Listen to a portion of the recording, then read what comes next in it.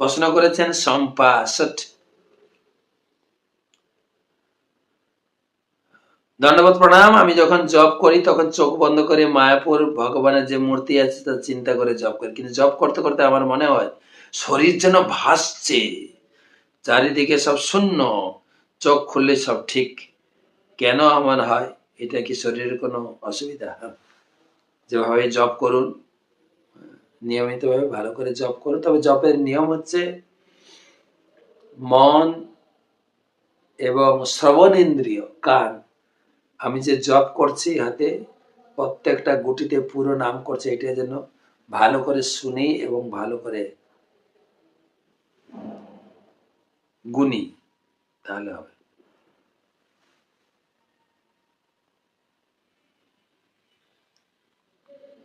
প্রশ্ন করেছেন নদিয়া থেকে আকাশ, দারুণ প্রশ্ন। হরে কৃষ্ণ মহারাজ, আমার প্রশ্ন হচ্ছে ভগবানকে কি রূপে ভালোবাসলে খুশি হবে? ভগবান যা চাইছেন সেটা করলে ভগবান খুশি হবেন। ভগবান চৈতন্য মহাপ্রভু কলিযুগে তিনি বলেছেন, বল কৃষ্ণ, ভজ কৃষ্ণ, কর কৃষ্ণ শিক্ষা। আর গীতায় ভগবান বলেছেন, সর্বধর্মান পরিত্যাজ মামেকম শরণং ভজ। সবকিছু পরিত্যাগ করে কেবল আমাদের তন্ময় হয়ে যা। আর চৈতন্য মহাপ্রভু সেই কথা বললেন, বল কৃষ্ণ, কৃষ্ণ নাম জপ করো, ভজ কৃষ্ণ, কৃষ্ণ পূজা করো এবং কৃষ্ণকে নিবেদন করে প্রসাদ খাও। ওটাই জীবন ধারণের একমাত্র উপায়। কৃষ্ণ প্রসাদ ছাড়া কোনো কিছু খাবো না। দুটো জিনিস, কৃষ্ণ নাম, কৃষ্ণ পূজা, আর 3 নম্বর হচ্ছে কর কৃষ্ণ শিক্ষা। নিয়মিত গীতা ভাগবত পড়ুন, এতেই ভগবান খুশি হয়ে যাবে। ভগবান যা বলছেন সেটা করলেই ভগবান খুশি হবে। প্রশ্ন করেছেন সায়ন, সায়ন দিয়ে, মায়াপুরে ভগবানের ড্রেস দিনে কতবার চেঞ্জ করা হয়? মঙ্গল আরতি আগে কি নিউ ড্রেস পরানো হয়? না, আমাদের 2 বার ড্রেস চেঞ্জ হয়। একবার হচ্ছে সকালে স্নানের পরে, সকাল এই 6:30, 6টা, 6:30, 7টার মধ্যে ভগবানকে স্নান করিয়ে নতুন ড্রেস, নতুন ফুলের মালা এবং ভগবানকে সুন্দর করে সাজানো হয় বিভিন্ন রকমের দামি দামি গয়নাগাঠি দিয়ে। আর সন্ধ্যার সময় যখন শয়ন আরতি হয় সে সমস্ত খুলে দিয়ে আরেকটা ড্রেস, নাইট ড্রেস, রাত্রিকালীন পোশাক পরানো হয়। 2 বার চেঞ্জ হয়। সেই রাত্রিকালীন পোশাকটা মঙ্গল আরতিটা আমরা দর্শন করি। 2 বার পোশাক পরিবর্তন করা হয় ভগবান।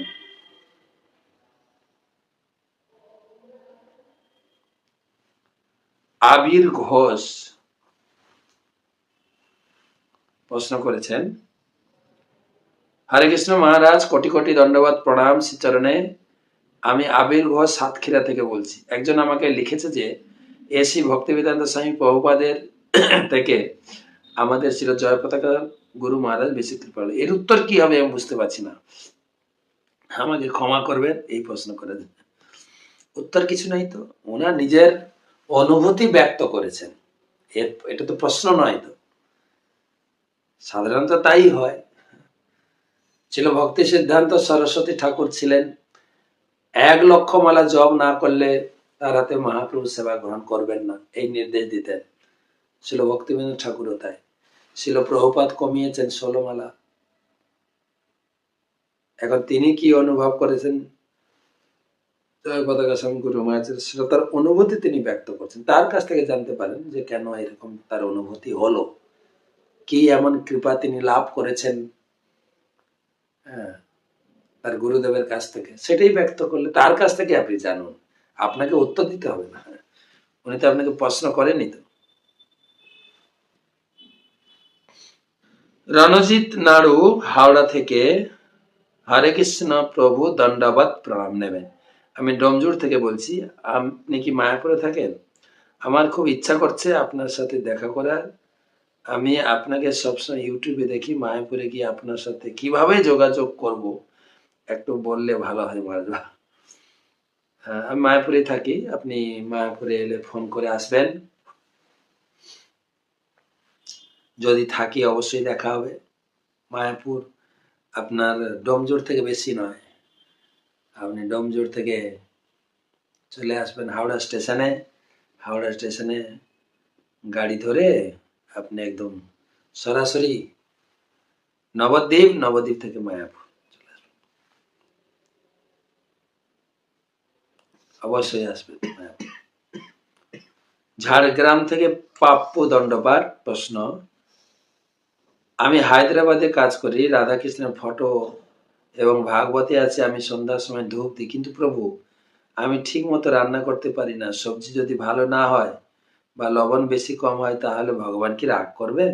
একটু বলুন না। আমার কাছে তুলসী গাছ নেই, তাহলে আমি কি দিয়ে ভগবানকে প্রসাদ লাগাবো? ভগবানকে ভোগ লাগাবেন, প্রসাদ লাগাতে হবে না। তুলসী একটু, আপনি যখন দেশে আসবেন দেশ থেকে নিয়ে যাবেন তুলসী। আমি তো সৌদি আরবে ছিলাম, আরব দেশে কত তুলসী গাছ লাগিয়েছে, ভক্তরা তারা তুলসী চারা বিক্রি করছেন ভক্তদের কাছে। তা আপনি বীজ নিয়ে যাবেন বা গাছ নিয়ে যাবেন, তুলসী গাছ লাগাবেন। হ্যাঁ, এটা তো হায়দ্রাবাদ, হায়দ্রাবাদে আমাদের মন্দির আছে, ইস্কন মন্দির, সেখানে গেলে বা বাজারে তুলসী পাতা পাওয়া যায় তো ফুল দোকানে, ভারতে তো সব জায়গায় তুলসী পাতা, বেল পাতা, দুর্বা পাতা পাওয়া যায়। তুলসী পাতা কিনবেন, কিনে এনে ফ্রিজে রেখে দেবেন, একটা একটা করে পাতা দেবেন, ভগবানের চরণে ভোগে দেবেন। আর ভালো রান্না জানি না, চেষ্টা করবেন, শিখবেন। নিরামিষ রান্নার অনেক ইউটিউব রয়েছে, বা আমাদের স্থানীয় ইস্কন মন্দিরে গিয়ে শিখে আসবেন, তাহলে হবে। ভগবান ভগবানের যদি আপনি মনে করেন যে আমার রান্নাটা ঠিক হচ্ছে না, আপনি অবশ্যই ভালো রান্না শিখবেন।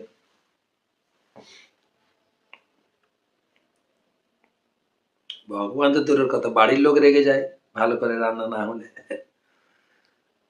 মহারাজ আচ্ছা, প্রশ্ন করেছেন সৈকত দাস, কলকাতা। মহারাজ, আমরা বাড়িতে সবাই কাজ করি, তাই বুধবার একাদশী নিরামিষ লুচি বা পরোটা খেয়ে পালন করতে পারবো?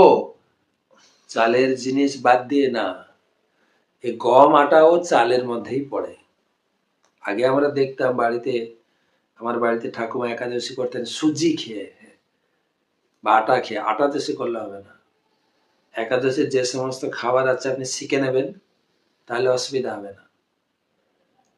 একদম একাদশীর আপনি সেই সমস্ত খাবার খেলে আপনি একটুও আপনার দুর্বলতা বোধ হবে না। ফলমূল তো রয়েছে, তারপরে আমাদের আলু, কাঁচকলা, পেঁপে সবজি, বাদাম সিদ্ধ, আর এখন ফুলকপি সিজনে ফুলকপি, কাঁঠাল, কুমড়া, এগুলো অনুমোদিত আছে, এগুলো রান্না করে খান।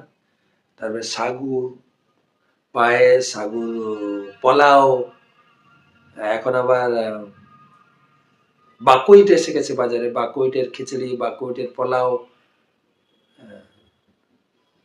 তো আমি দেখতাম আমাদের সেই সময় ভক্তিচার স্বামী গুরু মহারাজ, তিনি সাগুকে ভিজিয়ে রাখতেন, নারকেল কোড়া দিয়ে অল্প চিনি বা মিশ্রি দিয়ে, সাত্বিক খাবার, পেট ভর্তি থাকে।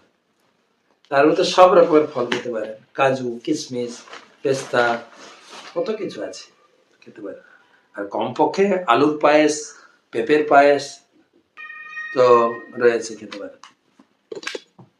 লাস্ট প্রশ্ন করেছেন মৃত্যুঞ্জয় মাইতি। হরে কৃষ্ণ, জয় রাধা কৃষ্ণ, জয় গৌর নিতাই, জয় গুরু মহারাজ। আমি জানতে চাই, আমি টবে তুলসী গাছ লাগিয়েছি, সেই গাছগুলো কি সরানো যাবে? মানে কখনো রোদে আবার কখনো ছায়া, এরকম দিই, ছায়াতে নিয়ে আসি, এইভাবে করলে কি তুলসী দেবীর কোনো হবে না? অবশ্যই, যাতে গাছে যতটুকু রোদ লাগানো, যতটুকু জল দেওয়া, গাছে যেরকম যত্ন করা হয় তা করবে।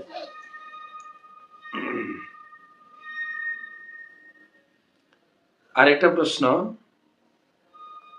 আমার একটা গুরুত্বপূর্ণ কোশ্চেন ছিল, এই যে আমরা একাদশী পালন করি, অনেকের বাড়িতে আমিষ ভোজন হয়, অনেকে একাদশী পালন করে কিন্তু বাড়িতে লোকজন আমিষ রান্না করতে হয়, তার জন্য যেমন পেঁয়াজ রসুন এগুলো কাটাকুটি করতে হয়। পেঁয়াজ কাটলে যেমন চোখের জল আসে আর গন্ধ নাকে প্রবেশ করে, সেক্ষেত্রে আমাদের একাদশী পালন হবে কিনা, আমাদের একাদশী ব্রত ভেঙে যাবে কিনা? প্রথম কথা হচ্ছে প্রশ্নটা আপনার কিনা, লোকের হয়ে প্রশ্ন করতে আসেন না, তাকে বলুন, তাকে প্রশ্ন, যদি আপনার প্রতি আপনার প্রশ্ন হয়, এটা বলবো যে প্রথম কথা হচ্ছে একাদশী পালন করবেন, সব সুবিধা থাকলেও খুব ভালো। আর যদি ততটা সুবিধা না থাকে, যদি আপনার এইসব করতেও হয়, পরিবারের লোকজনকে যদি বুঝাবেন, তারা মেনে নিলে ভালো, না হলে কাজ করবেন, একাদশী করবেন। ভঙ্গ হয় কিনা সেটা বললে আপনি কি করবেন? আপনার শাস্ত্রে নীতি দেওয়া হয়েছে, এগুলো বাদ দিয়ে করবেন। দেখছেন বাদ দেওয়ার সম্ভব আছে না, তাও করবেন, যতটুকু ফল পাবেন। একাদশী করুন এবং ভগবানের কাছে প্রার্থনা করুন আপনার সমস্ত কিছু জিনিস বাধা বিপত্তি পরিষ্কার হয়ে সৎ পথে আপনি চলবেন। তাহলে আজকে এই পর্যন্ত রাখি।